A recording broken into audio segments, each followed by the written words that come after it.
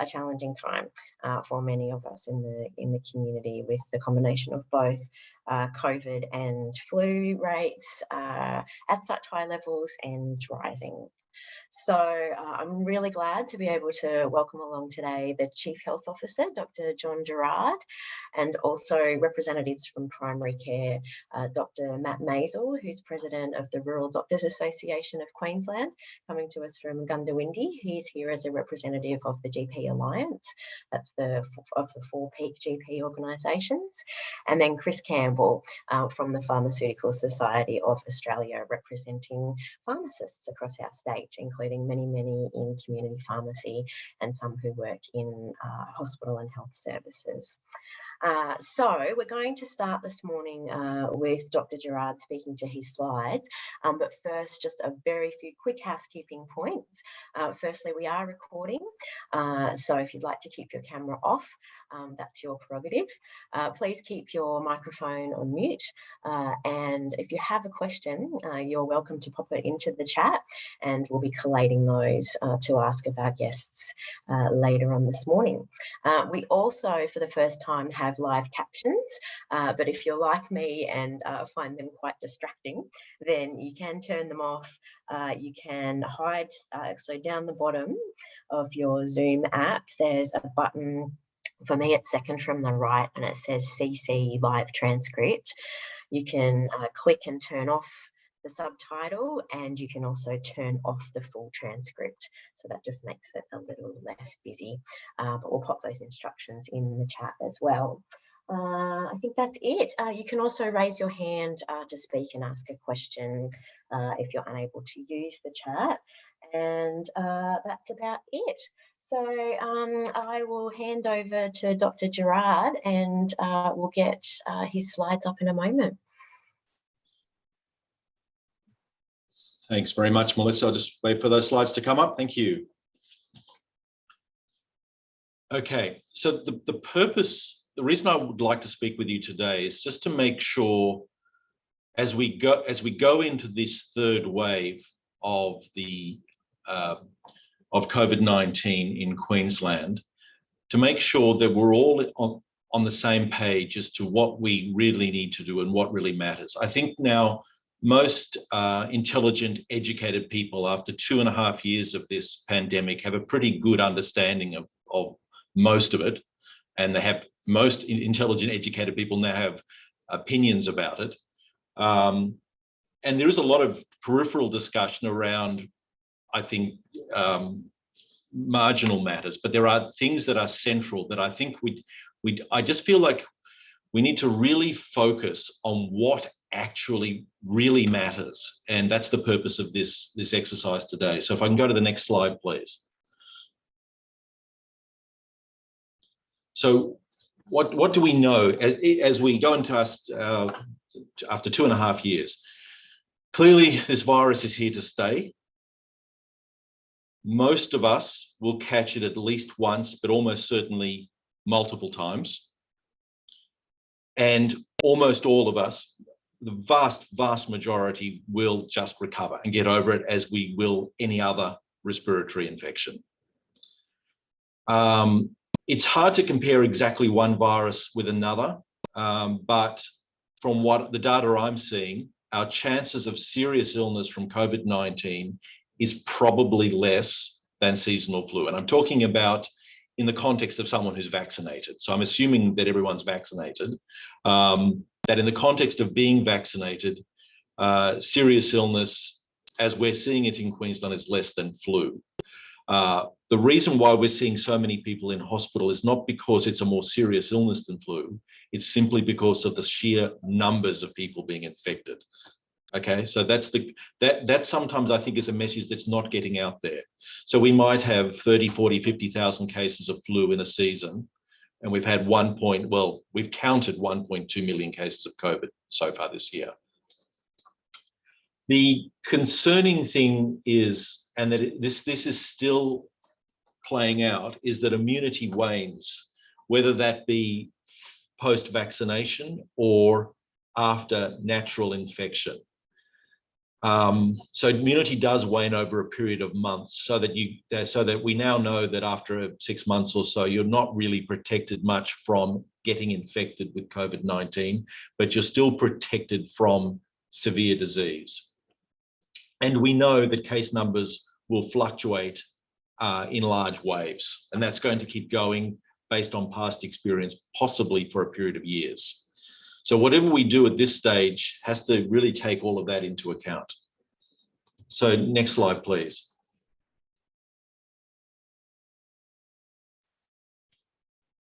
Okay.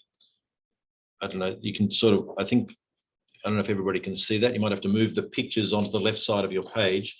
So this is, these are hospitalised inpatients with COVID-19 in Queensland since the beginning of the pandemic at the beginning of 2020. We didn't really have a wave. We didn't have a wave of community transmission until this January. Prior to that, we just had little clusters of cases as cases were introduced into Queensland, and then outbreaks were arrested. So we've had 3 waves, all of this Omicron subvariant. The BA1 wave, which peaked on the 24th of January, the BA2 wave, which peaked in April, and now the BA4-5 wave. So we've got 2 subvariants, BA4 and BA5. They're closely related. The dominant one we have in Queensland is BA5. It's now about 70% of the viruses we isolate. This graph is actually about a week old, so that number keeps going up, such that we are likely to reach the same peak as BA1 within the next week or so. I like looking at public hospital inpatient numbers because I find that the most reliable way of judging what's happening with the pandemic, because everything else relies on people getting tested or entering their test results, etc. But this is pretty reliable and solid, and this is what the pandemic looks like.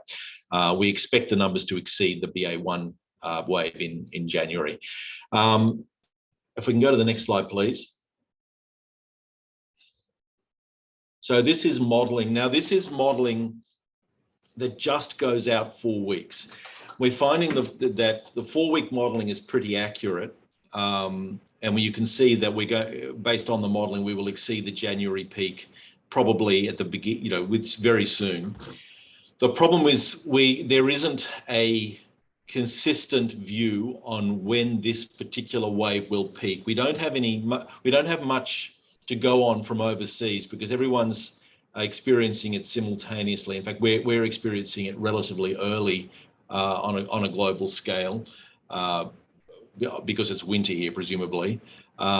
So it won't peak before the first week in August.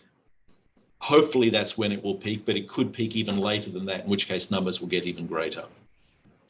Next slide, please. Okay, so what measures are there that we can do to help with this? Well, there are the blunderbuss, broad-based public health measures like mask mandates and density limits, etc., which may or may not blunt the peak at best. So they might spread it out a bit. They did not appear to be particularly effective in January. So despite having all those measures in January, we still had that very rapid rise and peak. I think there globally no jurisdiction that I'm aware of in the Western world is re-implementing any of these sort of heavy-handed, broad-based public health measures, and it's unlikely we will do that here in Queensland. It's, I think, way more important to target those at greatest risk from the virus. That is those over the age of 50 and the immunocompromised with vaccination and antivirals. That, to me, is the future going forward. Can I also say up front, and I think, we say that people over the age of 50 and those who are immunocompromised are at greatest risk. It's still relatively small. So it's not like if you're, it's the number of people getting seriously ill in these groups is still small.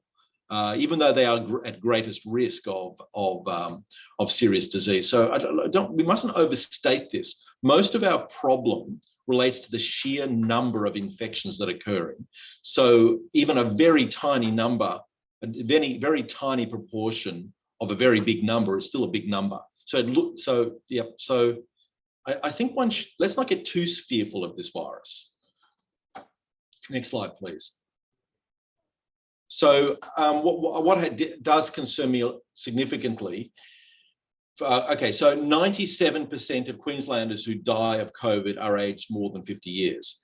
But in the grand scheme of things, the number of people who die of COVID is actually very small, but it's just that 97% are over the age of 50 years, mostly much older, 70, 80, 90 years old. But, and this is where I get concerned, at this stage, less than 50% of people over the age of 50 are up to date with vaccinations, that is, have had 4 doses of the vaccine. So that's without doubt the most important thing that we need to do. That's the most important thing. We need to get everybody who's over the age of 50 or immunocompromised the 4 doses of the vaccine. And if we do that, the vast majority of people will be fine. They will be fine. Okay, next slide, please.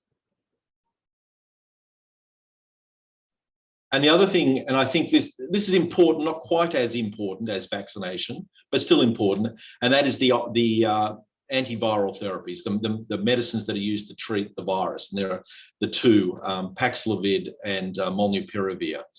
And the eligibility criteria have been expanded. And I wrote this really for doctors that, well, in fact, for anybody, if you're over 50 or over 30, an Aboriginal or Torres Strait Islander or immunocompromised, you should find out if you are eligible for antiviral therapy. I don't know what have I put on the next slide. Did I go into more detail on the next slide? Next slide, please. Okay, so these are the current indications. These are the expanded indications that came into force yesterday, I think. So the antivirals, if you're going to take them, have to be taken early before you get sick. So this is when you're still at that phase when you've got like a sore throat, runny nose, mild cough. Within 5 days of symptom onset, not sick enough to require oxygen. Now, anyone over the age of 70, this does simplify it because before it was too complicated. Anyone over the age of 70 is entitled to get the antivirals. And anyone over the age of 50 with 2 risk factors, and those are the risk factors on the right. It still is quite prescriptive, and that probably reflects the fact that really between the ages of 50 and 70, your risk of getting very seriously ill, unless you have significant risk factors, is still very small. Or if you're moderately an adult over the age of 18 and moderately severely immunocompromised. And I think on the next slide, I have the definition for that. We can go to the next slide, please. So this is pretty broad. Anyone who has a primary acquired immunodeficiency on immunosuppressive therapy. So I guess that would include people with lupus and rheumatoid. I mean, having said that, we don't see that many people with lupus and rheumatoid getting seriously ill, or have had rituximab in the last 12 months, or conditions like cerebral palsy, Down syndrome, except that's CCF. What's CCF? Congestive cardiac failure? Must be congestive cardiac. I can't think of what HBS stands for. That must be a hemoglobinopathy of some sort. Anyway. Yeah, that's right. Those with disability requiring residential care. Okay, I have to say I do think the antivirals, even though they're more complicated and they are secondary to the vaccination. We can go to the next slide, please. Okay, let's talk about these antivirals though. There are 2. There's Paxlovid, and there's the other one, Molnupiravir, also goes by the trade name of, and my mind's gone blank, Ligevri. Paxlovid is the better medication. In the trial, which was done on 2,246 patients, there was an 88% reduction in hospitalization or death. But importantly, the actual trial was done on unvaccinated. It was done early. It was done on unvaccinated people, and so the benefit is probably better than in vaccinated people, because in properly vaccinated people, the risk of hospitalization or death is very low. So it's probably not quite as good as this in vaccinated people, but it's available. The other one, Lagevrio or Molnupiravir, is not quite as good as Paxlovid. The one problem with Paxlovid, this is where we've got to be careful, is it interacts with a number of medications, and that's the biggest problem.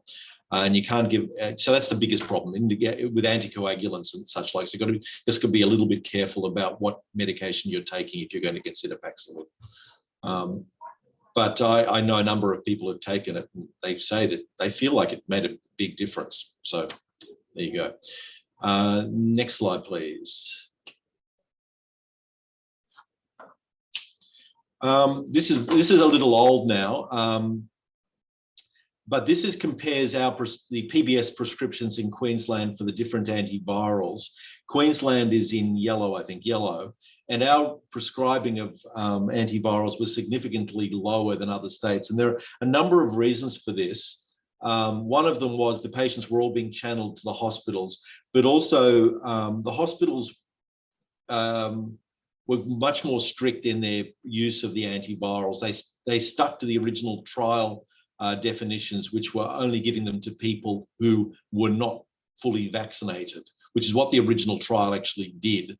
It's not scientifically unreasonable, but to be honest, if I were elderly over the age of 70, I had COVID, I'd probably want to have an antiviral, even if I had no other medical problems, and even if I've been vaccinated. I think it's not an unreasonable thing to do. So I would be doing it. Okay, next slide, please. So I just want to get back to it. And I really think at the moment, there are two big issues. One is that only 50% of Queenslanders over 65 are up to date with vaccination. So I think it's, in the over 65 group, it's just under 50% are up to date with vaccination. That is, have had 4 doses of vaccine. And we also have the lowest per capita antiviral use in Australia. And I think we need to, that's where I would be focusing our energy, particularly the vaccination, and I think that's happening, and the antiviral use to a slightly lesser extent. So that's probably the main things I wanted to say. That I'm saying, though, in my mind, they're the key issues we need to address as a community in Queensland to reduce our chances of people getting sick and ending up in hospital. I mean, despite having quite a significant number of people in hospital, we still have very few people in intensive care, very few people on life support and intensive care. I think today it was about 5 or 6 across the whole state. And I know that sounds terrible, but like in a typical flu season, we'd have more than that, or we'd have that kind of number just with pneumonia. That's not terrible, even though we've got a lot of people in hospital. Speaking to my colleagues in hospital, why are all these people in hospital? Some of them are seriously ill. There's no question about that. There are a proportion that are seriously ill, but there are a lot of people, particularly elderly and infirm, who just get sick enough that they can't cope at home and are ending up in hospital for a few days. That's probably the commonest reason why we've got all these people in hospital, rather than what you saw in New York or Italy at the beginning of the pandemic, where there was, all these people on ventilators in their intensive care units. That's not the picture they're seeing in hospitals. It's very different. We're talking about mostly elderly, infirm people who are just not well enough to be at home, and the occasional number that are critically ill. And I'm not saying there aren't people who are critically ill, they're there, but it's not big numbers like what was being seen in New York or Italy. And that's, of course, because of vaccination. The big question that I don't think is easy to answer at the moment is, what is the way forward with vaccination? And that's the big unknown. We don't have a clear international strategy of vaccination going forward, because there are new vaccines coming out that are Omicron specific, and that's what all of us are interested in the coming weeks and months. That's all I really wanted to say. Not getting down into the nitty-gritty details of the distribution process, but Melissa, can I hand back to you? Okay, thanks, Dr. Gerrard. And I'm aware that we've only got you until 10 o'clock, so I might, if it's okay, hold off on you, Matt and Chris, and we might just throw to a few comments and questions from consumers in the chat. And I think the general feeling in the chat is summarised by a couple of comments. So one is from Phil Carswell, which says, public health measures are blunderbusses. Sounds defeatist to me. I believe in community solidarity as the bedrock of good public health, and I feel abandoned. And I think that generally is what we've been hearing from consumers within our networks, and especially with a very different public health approach from previously, when masks were seen as a benefit to being able to stop the transmission of disease, and where messaging was that COVID was more serious in terms of complications and risks than flu. I will hand to Phil in a moment, but I think the key challenge for folk here online that they are aware that since our borders opened, since COVID came to Queensland, we have seen 1,338 Queenslanders die. Some had other existing conditions, but for many of them, it's fair to say that if COVID wasn't here, preventable disease using public health measures, that their deaths may have been prevented. And for many of those online, they are not able to be assured that the vaccines provide them the same level of protection as other Queenslanders. So many people online are those who are concerned that they are amongst those who are most at risk of COVID, and who are in very different circumstances to the majority of Queenslanders. And there's a comment in the chat from Helen Mees, which is the question that I'll put to you, Dr. Gerrard, after Phil speaks, which is, how can we reduce inequity and support our more vulnerable, still living very restricted lives and avoiding risks? So Phil, I'll hand to you, and then we'll go back to Dr. Gerrard for some comment. Okay, good luck to me. Good morning, Dr. Gerrard. Thank you for that information. As somebody who's spent 40 years of my life fighting another virus, one called HIV, which I need to talk to you about, by the way, I just feel like there's so much mixed messages going on, where we're seeing increasing numbers of people in beds, a third wave coming through, and yet we're all being told to carry on as if it's all normal. It's not normal for me as somebody with a kidney transplant. It's not normal for immune compromised people. And I don't want to say resent, but I dislike the notion of it's only elderly people, as if we're disposable. I know that's not the intention of what you're saying and of what the minister's saying and others are saying, but that's the way it makes me feel. And I think it's important to clarify those messages and to try and generate. I mean, I remember back, like we all do, to the we're all in this together phase. And that's both well and truly seems to have sailed. I wasn't particularly fond of that slogan at all at the start, but I do know if public health measures are left to quote in personal individual responses, then the great majority of people will not follow them.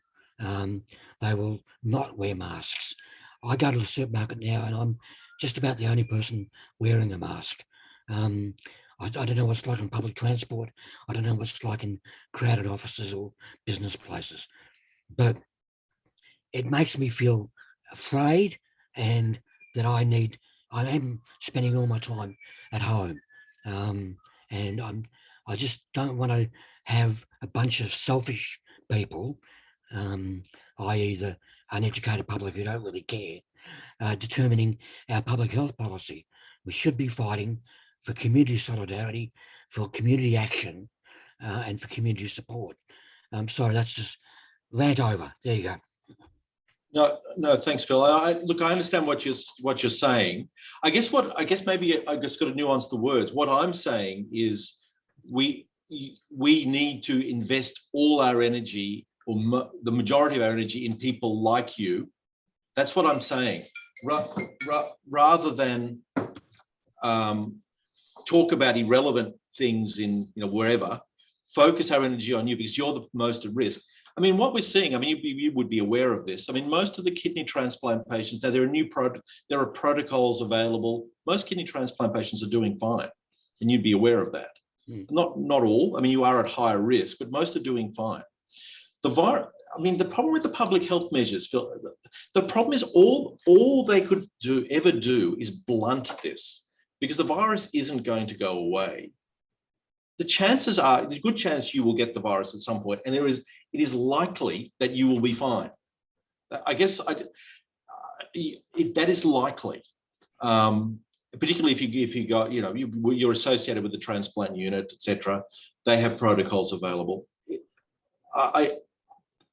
I guess that you're trying to navigate this thing between terrifying everybody and reassuring has been very difficult from the beginning. The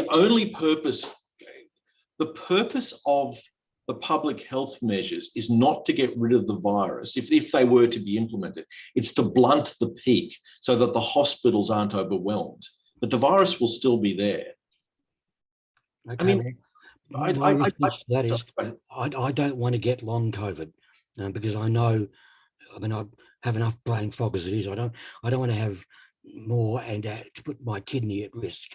So I think a lot of people don't fully understand the consequences of what long COVID could mean to individuals, and more importantly, I think, to the hospital system, which anyway, that's probably an argument for another time. But it's not only the irrational scare of being infected, which is bad enough, but I dread the notion of long COVID and its impacts on my body and amongst my friends. Sorry, I'll turn off now.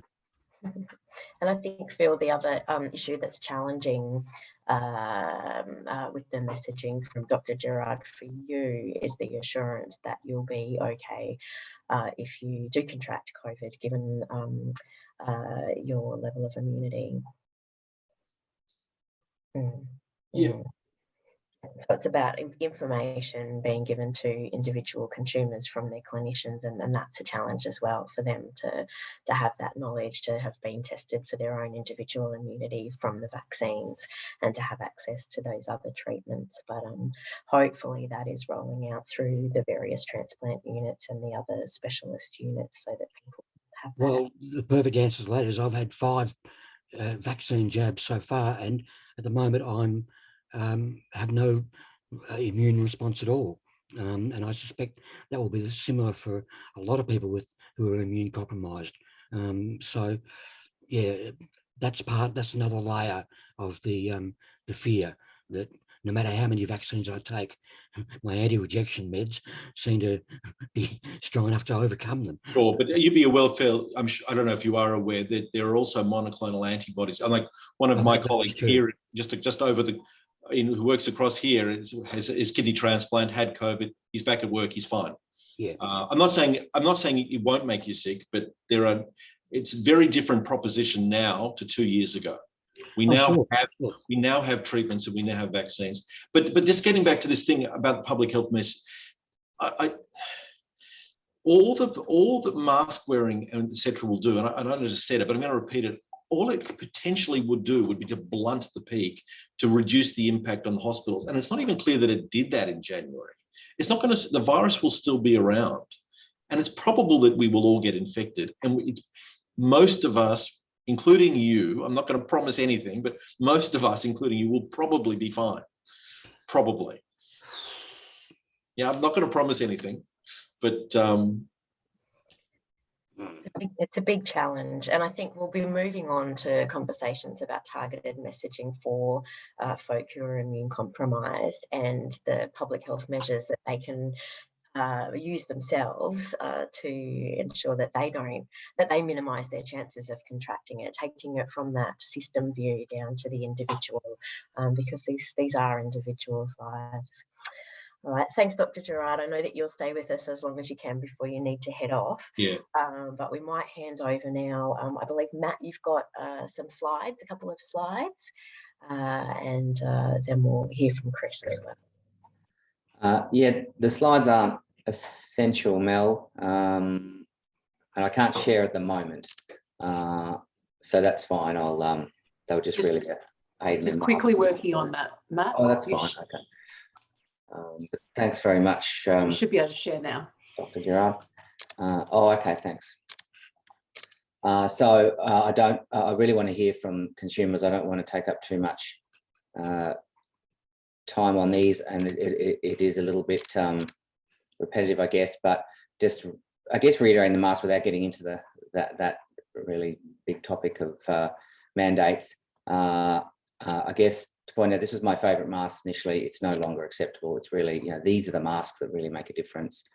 And P2 and N95 masks are more readily available to everyone. Certainly, I'm encouraging everyone to continue to wear masks when they're in public places, enclosed places, not just for themselves as that personal sort of decision making, but for everyone else. And certainly in our healthcare settings, they are still mandated, and that's great. Get vaccinated, get your boosters. That's pretty clear. And then I guess just to speak a little bit more about being aware yourselves of whether you qualify, as Dr. Gerrard has said. There's a number of places you can go, but the National Coronavirus Hotline website's pretty good now. It's being updated as we speak. The treatments section here will tell you, will give you those lists that Dr. Gerrard just followed. And I'm not going to go into them in too much detail, except I guess to reiterate, everyone over 70 can get it on the PBS. I'll come to this, but it doesn't necessarily mean everyone over 70 will want to have it or should have it, and that becomes a decision with your doctor. Just to look at the risk factors for everyone over 50 or Indigenous people over 30, in particular living remotely, and this I guess comes from being a rural doctor. Living remotely is a risk factor. That's officially modified Monash 5 areas. I'm not sure if that means much to anyone else, but it's essentially a great proportion of the state outside the cities and larger towns. So for me, for example, in Gundawindi, people who live 10 or 20 kilometres out of town have a risk factor because they're relatively remote. So be aware of that as a risk factor if you happen to be in one of those places. And then with respect to the list of immunosuppressive reasons to be qualifying and to look before you get COVID, whether you qualify, if you have Down syndrome, if you have cerebral palsy, if you're living with a disability and frail, these are reasons from 18 years above to consider having treatments, apart from the others that have been mentioned. How do you get access to the medications if you're well enough to not have to go to hospital? Well, you're going to do some sort of telehealth consult with someone like this. Hopefully they don't have a mask on their forehead. Don't wear your mask on your forehead. But be conscious, I guess, the GPs and pharmacists are getting their heads around this, have been doing so for several months now. We're ready. This is what we do. We love vaccinating people, and we've been doing that for a long time, and that's been great and really rewarding. We also really like treating people when we have treatments, and we have treatments, so that's really good. We're all very busy, obviously, but GPs everywhere, and I speak for GPs, Chris, I speak for pharmacists, are making themselves available at lunchtimes, coming in early, staying late, or like me last night, I went home, had dinner, and then I did a few more telehealth consults because I know some patients of mine, they left messages for me. I've got COVID. I think I might be eligible. So you may ring looking for appointments with your doctor or a doctor, and the admin staff may well say they don't have any appointments. I know you'll all be kind to our admin staff, but you can also be proactive, and you need to be able to say, look, can you just let my doctor know I've got COVID, I think I'm eligible. GPs everywhere are making ways of getting to you via a telehealth consult to get that happening. You need to be proactive with that, and or pushy, but you need to know yourself what you need. I guess it's worth pointing out that, as I said earlier, if you qualify, that's one thing, but it's still a discussion with your doctor whether you have the treatment, because there's interactions with your other medicines, there's some potential side effects. You may or may not want to go ahead. It's going to be a decision at the time. And the decisions, we won't just be based on what's PBS available. It's great that things are more available now, and PBS will be cheaper for everyone. and more available, but we've used guidelines like this. So it is a little bit complicated. There's a few other factors that might come into play. The treatments don't affect fertility, but they can be an issue with respect to planning a pregnancy, or and in particular, the interesting thing is that men should use contraception for 3 months after taking one of the treatments. So some of these things are not necessarily where you need to know that those discussions need to be had if that's an issue for you with your GP. It's complex. The consultations can take a while, and I think it's just important that everyone knows as a consumer that just recently your item number for a Medicare rebate when you have a long telephone consultation with your GP has been removed. The timing is inconceivably bad. We are working on that. We're looking to see if that can be changed. So if you have a telephone consultation for 20 minutes, there is no longer a Medicare item number to cover that. We're working on trying to get that fixed for you. We prefer, where we can, we do video consults, obviously, and that's less of an issue there. They're the sort of, I guess, important things I wanted to talk about. I really want to hear from consumers as well on what questions you have. Awesome. Thanks, Matt. Thank you. Chris, is there anything else that you would add to what Matt said? Oh, that was excellent. Thank you. Yeah, thanks so much, Matt, and thanks so much, Gerrard. And more importantly, thank you all for coming along. It shows a commitment to the health of Queensland and the strength of health consumers Queensland. And I really call out the great work that you do, Mel, and your entire team. I'm coming from Yagara and Turrbal lands as well. And as Matt pointed out, I do represent the pharmacists, and if I could make some clarification, thank you for showing the best ways to wear masks, Matt, and a reminder to everyone, although that masks aren't mandated, they are in healthcare settings. Now, that's not just for yourself. If we consider community pharmacy, where we are seeing people who are symptomatic. Now, they may not have COVID, but it is a higher risk area where you are, but it's not just for yourself. If you're wearing a mask, you are protecting others who are vulnerable, who are going to be in those healthcare settings where they're in the GP waiting area or within a community pharmacy. So I would encourage you to have masks, and we always have them there for you if you do attend a pharmacy.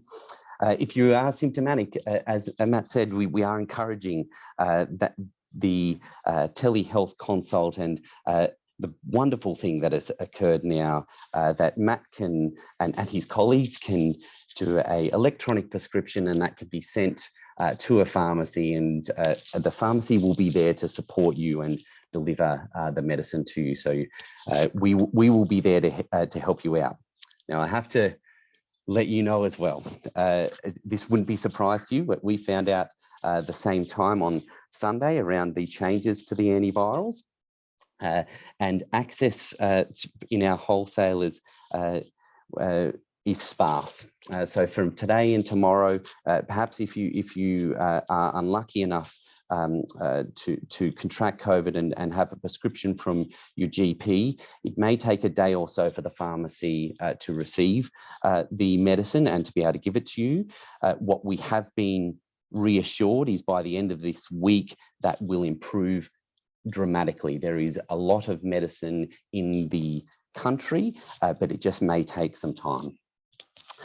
The other reminder, and the reason why both pharmacists and general practice are busy, and a wonderful initiative started in Queensland, is the free influenza program, and that is still running for another 5 days. And so I'm sure everyone on the call has had their influenza shot, but there is another 5 days to get that. But it is never too late to also get your influenza vaccine.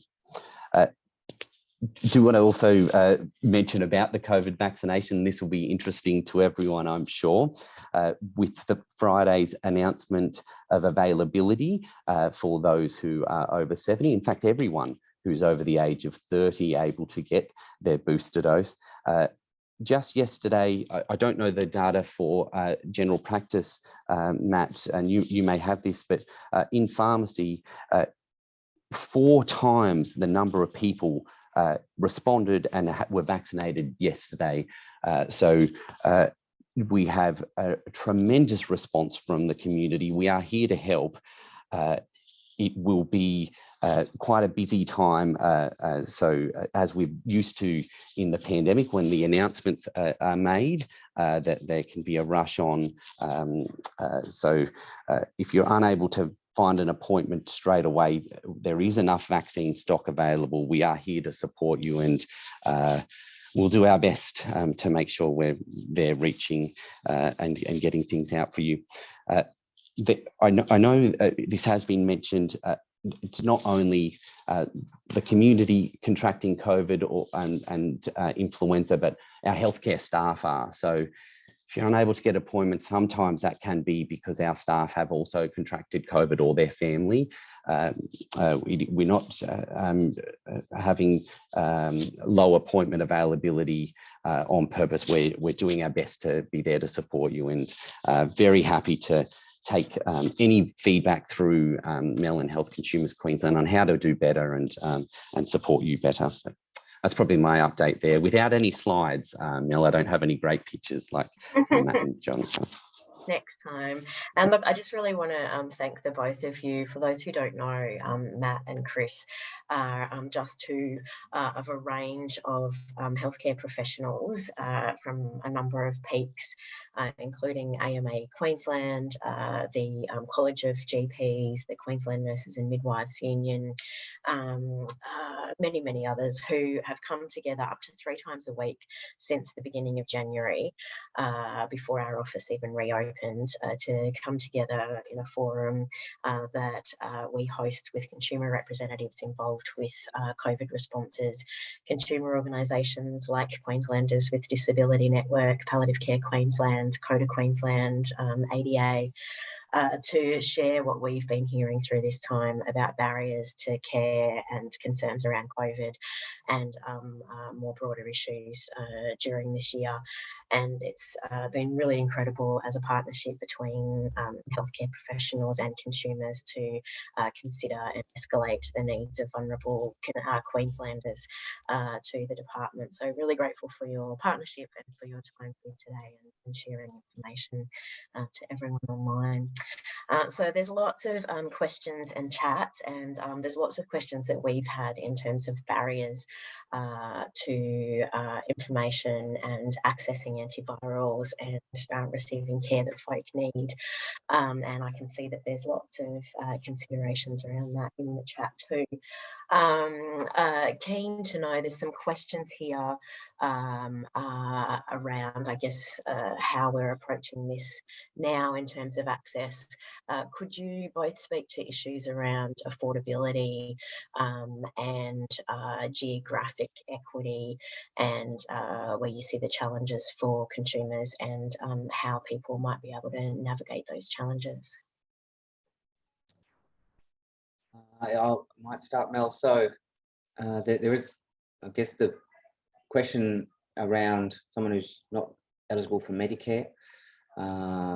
And I actually don't have a definite answer on that with respect to the medications. I'm not sure if Dr. Gerrard is on and has. Certainly, in general practices, we would tend to try and reduce the cost to people who don't have Medicare with respect to consultations. And look, we're all very aware of the two facts. We're running businesses that, you know, if we don't keep them going, that's a major issue for communities. So there is a need for costs and fees, but also that we're in a pandemic, and there's a public health responsibility that GPs and practices certainly are very aware of. For us, I think it's always, you know, we want to know if someone, if there is clearly a barrier to someone getting care, and the barrier is financial or otherwise, it's best to let your GP or their administrative staff know that, because we every day we're making you know, decisions to make sure everyone gets the care, that people who can afford it pay, so that it works, and that those people who can't afford it still get care. Dr. Gerrard, are you aware of any capacity for people without Medicare to be prescribed these fairly expensive medications? Without Medicare, I missed that. It's just in the chat, Dr. Gerrard. I think there's an answer there from Chris. Chris, would you like to speak to that? Yeah, I think that's more if they Dr. Gerrard might expand on this, but it's more if someone comes through the virtual clinic, the hospitals will support anyone in Queensland who has contracted COVID, and they're already accessing the National Medicine Stockpile that way. I will remind everyone as well that if you do not have a Medicare card, you are able to get immunisations, and that's covered at no charge. Chris, rat tests, is there still a capacity for rat tests to be provided for people who can't afford or who have pension cards or otherwise? The funded program has finished, so up until the 1st of July, that was available, where you could access between 5 to 10 free rapid antigen tests. We have, during this wave, have suggested that could be extended, but at the moment, what we're hoping is that that people either would have some at home through that program, or available there to purchase privately. Thankfully, there is ample rapid antigen tests available as opposed to earlier on this year. Yes, the other backup is the GP respiratory clinics, where care is provided without cost in general for testing and treatment. Thanks, Matt. Just to further on around the access, Mel, and I'm so sorry to interrupt as you were just talking. We are in a lucky scenario where we have what's called a community service obligation, and that is a mandate that's set up by the federal government to ensure that regardless where you live, you do have access to PBS funded medicine, and that will be in the regions. Goondiwindi will be able to ensure that any pharmacy there up at Thursday Island, that they can receive that medicine. What it doesn't account for, though, is when announcements are made and there's a really large surge in demand. And so what we've seen today and yesterday, the wholesaler networks do not have enough stock just for these the next couple of days. Now that will take time, and by the end of the week, you'll find any pharmacy in Queensland should be able to have stock. If you're having any trouble, and I hope you don't mind this, Mel, but I'm very comfortable that comes through to Mel, and we can help to find a pharmacy around that area to help to support. Thanks, Chris. My next question was going to be, and unfortunately, I think we've lost Dr. Gerrard. He had a commitment across town. Happy to help. And also, we've been escalating the need for an emergency, or not emergency, a referral contact phone number for if folk go through the pathway to realise that they need antivirals. I mean, the best thing is for people to be able to do their COVID planning and know that they're eligible, have that conversation with their GP. Speak to their local pharmacy to make sure it's in stock, know how it would get delivered if they need it. Recognise that's quite a privileged position, and there's many people who don't have a known GP, can't afford the out-of-pocket costs for a GP consult. If the time comes, their GP might not have any time slots available. This is probably going to be longer than a 20-minute conversation if they are positive and need assessment, so can't afford an out-of-pocket cost for a long telehealth consult. There's so many barriers, and GPs might it might be the weekend, they might not be able to support. So we've been saying GPs and consumers need another way to escalate care and make sure that people get the antivirals, and it's unclear at the moment whether that's the Health Direct phone number or otherwise. We don't want people to have to go back and fill in their details again with a Queensland Health Survey or something like that. So we're trying to help get clear pathways and messages out to remove barriers. I'm wondering if there's anybody who might be on online from either the Mater Refugee Health Network or perhaps World Wellness to speak to whether they have been observing barriers to care, and particularly those who don't have access to Medicare. If you're able to put your hand up or pop a message in the chat. Hoping, Daniel, the fact that your camera's on means that that was a yes. I asked Daniel if he might be willing to do the same, to speak about what messaging and pathways and support he's observing is being given to Aboriginal and Torres Strait Islander consumers and communities at the moment. Thanks, Daniel, for allowing us to put you on the spot. Can everybody hear me? Yeah, perfect. Oh, good. Okay. I haven't used Zoom before. I'm a Teams person. It's very interesting hearing the discourse here. I was in Arakoon this time last week.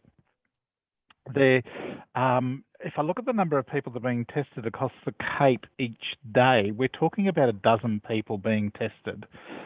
So the testing numbers are extremely low. Just speaking to some members of the public last week, there is a level of fear and people don't want to know the outcome of tests. In terms of access to antivirals, I'm sure Queensland Health has got that on board. This organisation was inundated with PPE, with when I say inundated, people were sick of my boxes everywhere in their offices. I had PPE, I had rat tests. I've got enough rat tests for about 2 years, and antivirals. I have a cupboard full of the two main antivirals, and we have no way of distributing. And so I guess what I'm getting at is this huge desire to help, and I was inundated with all of this, but there was no logistics in place. There was nothing in place for us to be able to get them out. And then there seems to be a lack of messaging for the consumers out there. So there's a level of fear, a level of distrust, and I think in common with the rest of Queensland, a level of fatigue with all things COVID. So I'm anxiously watching the figures each day in my 5 communities. It's really hard to find that information of what's happening at a community level. I'm aware that 1 or 2 of my communities have more of an issue than others, so that I can focus my efforts as the COVID resource officer here. So I think the messaging is poor. Absolutely. And the antiviral, the gentleman that was speaking earlier, the messaging is confusing. It is. And even, to be honest, I'm even unclear what link I feel confident and comfortable putting in the chat to share with all of you for information, because I understand the Queensland Health public-facing link is not up to date. That's how challenging it is. And there was something else I was going to say, Daniel. One is, I was really noted where you said people don't want to get tested and don't want the result. Phil, that really reminds me of similar attitudes and fears around HIV. And I saw, I'm sure you thought the same thing. And I saw another comment in the chat earlier from Ellum around the use of antivirals in some communities still carries stigma from HIV as well. Thanks so much, Daniel. I will remember my other comment or question to you in a moment. It will come back, but really grateful to have you on here. This just reminds me of, you can feel you're alone in this, in your concerns and what you're trying to escalate. And yeah, while I don't want us to be in this position, in Queensland to be in this position, it's really helpful and useful to know that our concerns are shared, and we're certainly committed to escalating them collectively. Was there anybody online from one of those culturally or linguistically diverse organisations, or perhaps if there's anyone online from one of those communities, if you would like to speak? Thanks, Phil. Phil's off to do the good work of being a consumer representative on the Metro South Incident Management Team. That's the group that's was meeting daily to coordinate Metro South's COVID response. It's still going, even though it's weekly now. So we're grateful for those consumers that have been engaged in that level as well. No, so no one from those groups. Oh, Anna, welcome. We'd love to hear from you.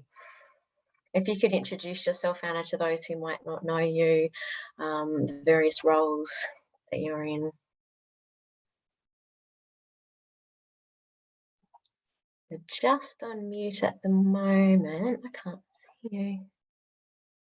Oh, you cannot unmute. Oh, let me see if we can. Do I have the power? No. Suzanne, are you able to unmute Anna? Just trying to work on that now, Melissa, but don't seem to be able to for some reason. No. Sorry about that. I'll keep working on it. No problem. And I can see a few folk like Clinton and others who are online from PHNs. If any of you have links that you're confident in sharing with consumers, Matt and Chris as well, we would welcome you dropping them in the chat. And we've certainly been, I've been in touch on an almost daily basis with the Strategic Comms branch within Queensland Health, and sharing that it's really important to have this information out there for consumers, particularly around that pre-planning piece. Which, if you look at who is at risk of serious disease and who can benefit from the use of antivirals early on if they contract COVID, it's a huge proportion of Queensland. And the more pre-planning that they can do, as we say on many things in health, the better. Mel, while we're waiting to fix the unmute, yeah. I have an update and a correction of an answer that I gave. The free rapid antigen test program actually runs to the end of this month for concessional card holders. So that's wonderful news. Yes, I got my July and August mixed up. Unsure how that happened. So apologies to all, but we still have another 2 weeks or so for that to occur. Thanks, Chris. And I thought the free flu vax campaign was ending on the 30th of June, but well, for Queensland, it's to the 17th, unless that's been of July. Other states are a touch longer. Mm-hmm. The only other thing that where I did get confused, there was a funded free delivery program that the government was funding for those who had contracted COVID or at risk for have any medicine delivered. And now that's what has stopped. But pharmacies will still clearly deliver. We want to make sure we're supporting people who need access to the antivirals, and we'll make sure we work our way to get them there. So. Well, we will definitely take that on in terms of our advocacy of that being reinstated, because it's really necessary. So we have got Ellen, if you're happy to speak from the Brisbane South PHN Multicultural Health Team, we'd love to hear from you. And then there's Irene online as well, who is a consumer representative on the National Evidence Task Force, which would be a good link to put in. I will grab that while we're hearing from Ellen. We can trust that link. Ellen. Hi, Melissa. What would you like me to talk about? Yeah, sure. Thank you. Thanks for also being willing to be put on the spot. So I'm keen to hear from you about what you're hearing via service providers and folk in refugee, culturally and linguistically diverse, English as a second language, asylum seeker communities around awareness of antivirals, the benefits of who can access, how to access, and then even just more broadly how they're feeling about COVID and the current wave, and what messaging and supports are being put together to support them. I'm sure that work is still continuing between Queensland Health and the network that's been brought together around COVID. Well, yeah, so we have programs with the Mata Refugee Health Service. We have the CHEP program, which is supported also by Queensland Health. And we also have support with WWG, World Wellness Group, to support the multicultural communities, sharing information, doing education sessions, vaccinations, both flu as well as the COVID. I guess the issue is definitely fatigue. There is concern from some communities that additional boosters is just adding up the vaccine in their body, and they don't know what the impact or the effect of that is, this additional amount that's going into their body. So they don't want any additional vaccines. It is, I mean, general public itself has not reached high percentage on the third booster. So there's going to be a challenge in getting a fourth booster. In terms of access to oral treatments, I'm going to try and really use the word oral treatments. I think the information still needs to go out. It's still very much accessed and known to highly educated, highly literacy. So we need to get the information out to the community that this is available. Mm-hmm. The challenge for the non-Medicare is, yes, the COVID vaccines were free, and we really appreciate that that did happen, and that the flu vaccine is now free as well. The challenge is you need to have a GP, you need to, all the issues that you brought up, all of them, they have a GP, be there on time, the GP has appointment. All those logistics are a challenge. I know that the suggestion was to go to the hospital. Will people go to the hospital? Will they be seen for a flu symptom triaged? So access is going to be an issue for non-Medicare. And non-Medicare is not just asylum seekers. We have international students, we have seasonal workers, we have people, tourists, and we have a whole lot of people. Yes, some people have come and should have come with health insurance, but there are people who are here with no health insurance as well. Even health insurance, we've had an incident where the health insurance company actually said, go to the hospital. It's too challenging for them to figure out and to change the rules in terms of trying to see whether they could accommodate to cover the cost of the medicine. So they preferred that the patient could go to the hospital and then they would cover the cost of the hospital, which is actually more expensive for the health insurance company. But that just shows they can't react fast enough. So I think with the information changing on Sunday, we need to do a lot in order to get the information out.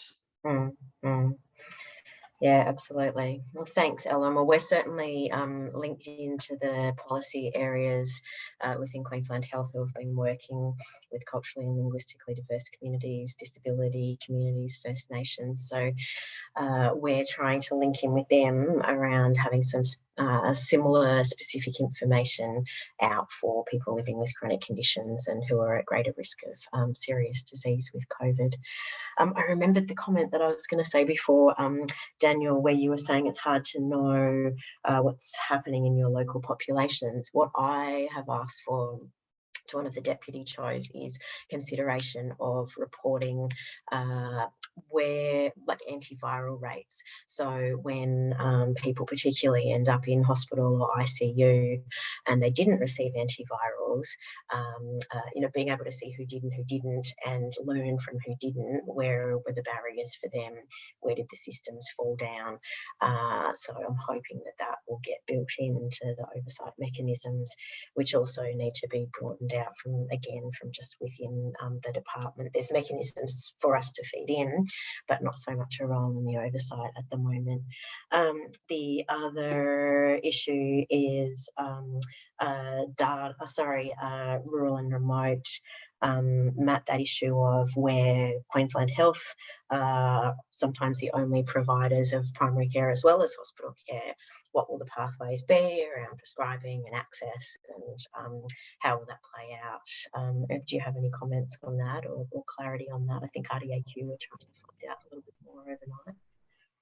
Yeah, look, it's going to be different solutions in different places. It's ongoing work. We're certainly getting responses, and you know, in rural places, the doctors and their teams are working out ways of doing it, whether it's in a general practice, whether it's at the hospital. Often there's a little bit of give and take between the two. So yeah, solutions are being worked out, but yeah, work in progress. Cool. Sorry, I just saw your comment. Thank you so much. Thanks for joining us. Please thank your patients. I will, yes. No, they appreciate if I have to keep them waiting a bit for something important like this. They do appreciate it. But thank you, Mel. Thank everyone for all the work you do. I know it sounds a little bit like there's some really good things that are being turned off just at the wrong time. But there's a lot of good work, and we really appreciate this collaboration because I think it does make a difference. So keep it up. Thank you. Thanks, Matt. And before we go to Irene, love to hear about your work in ensuring that the consumer voice is heard at that national policy level, and I'll pop the chat in around all of that work.